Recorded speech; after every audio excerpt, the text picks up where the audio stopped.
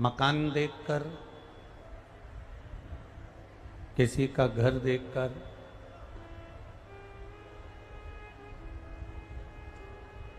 उसका कभी अनुभव मत कर लो।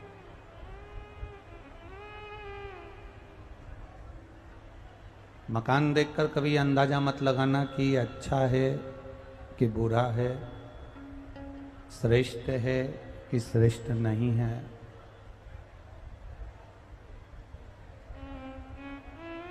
मकान से कभी किसी का अंदाजा नहीं लगाया जा सकता। शिव महापुराण की कथा कहती है, अगर किसी का अंदाजा लगाना है, कई बार ऐसा होता है, करोड़ों की जायदाद होती है, करोड़ों का धन होता है, बहुत वैभव होता है, बहुत संपदा होती है,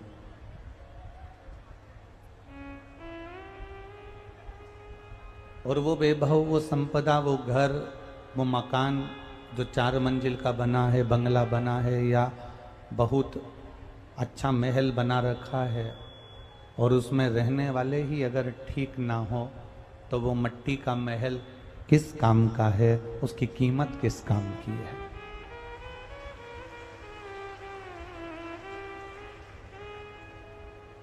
मकान देखकर किसी का अंदाजा मत लगाइए।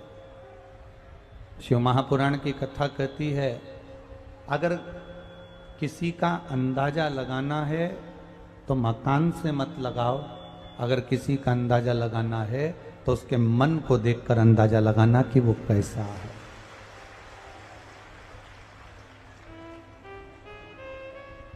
मकान से कभी अंदाजा नहीं लगता।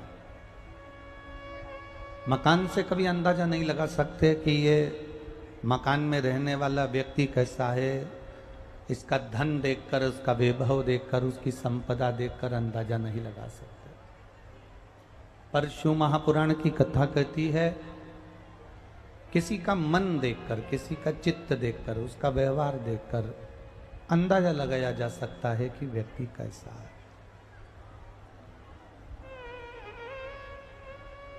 हम हमेशा एक बात कहते आए हैं, आज फिर आपको कह रहा हूं, आप अपने जीवन में उतारना इस बात को।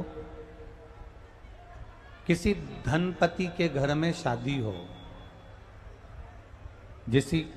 किसी पैसे वाले के घर में शादी हो, किसी धनपति के घर में शादी हो, और एक किसी साधारण व्यक्ति के घर में शादी हो, किसी सहज व्यक्ति के घर में शादी हो, और दोनों की शादी एक ही दिन हो, एक ही तारीख को हो, तो दोनों जगह जाना, अंदाजा लगाकर आना कि पैसे वाले के यहाँ शादी में जाओगे तो केवल दरवाजे पर वेलकम किया जाएगा, उसके बाद तुमसे कोई नहीं कहेगा कि तुमने कुछ खाया कि नहीं खाया।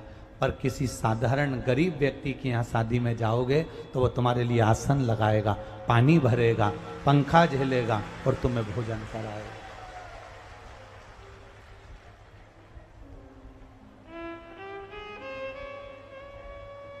एक साधारण व्यक्ति में